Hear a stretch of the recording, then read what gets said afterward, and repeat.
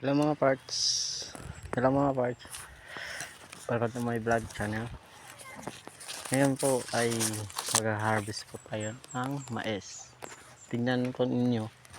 Ito po ang natapos ko na. Paki-notice na lang po sa ilalim kung sino nakaranas po nito. At saka po paki-like and share na po sa video.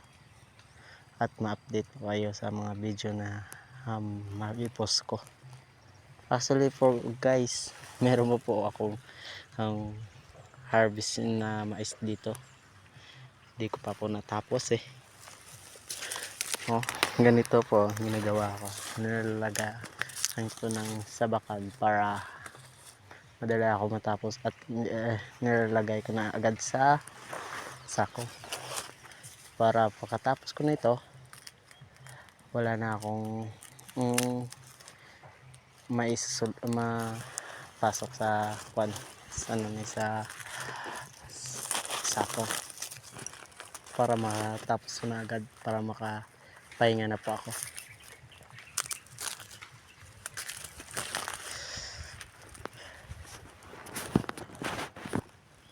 Sili guys, wala pa akong natapos.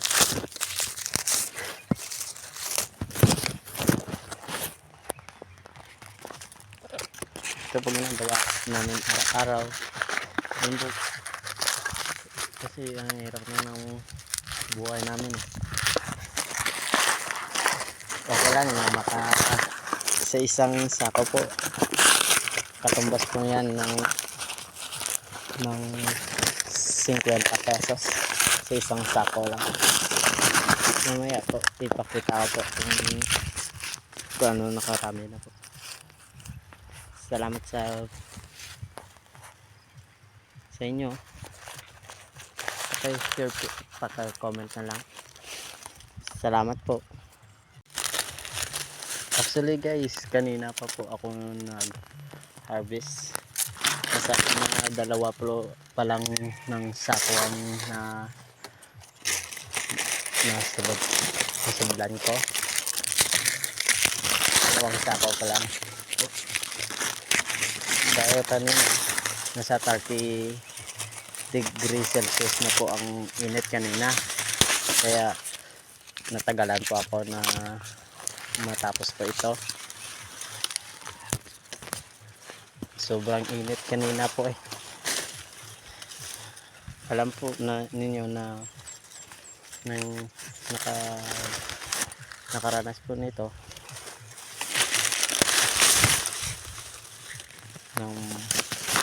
alam po ninyo yung naranasan po natin. Salamat sa inyo. Kahit kasi alam nyo na mahirap po talaga, natanggap po yun. Salamat po. Ang silat ng araw, ang init, ang sakit sa balat, sobrang init po. Sobrang init talaga. Ang sa balat. Super init. Hamakin nyo. 30 degrees Celsius naman.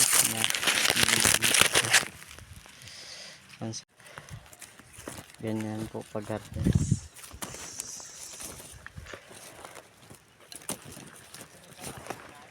Ganyan po pag-harvest ng mais. Tignan po ninyo. Ito pa.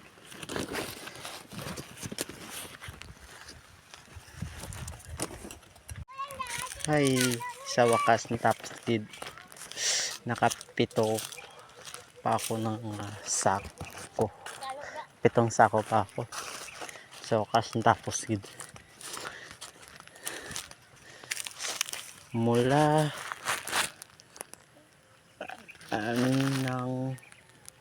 kaninang alas 6 hanggang ngayong alas 4.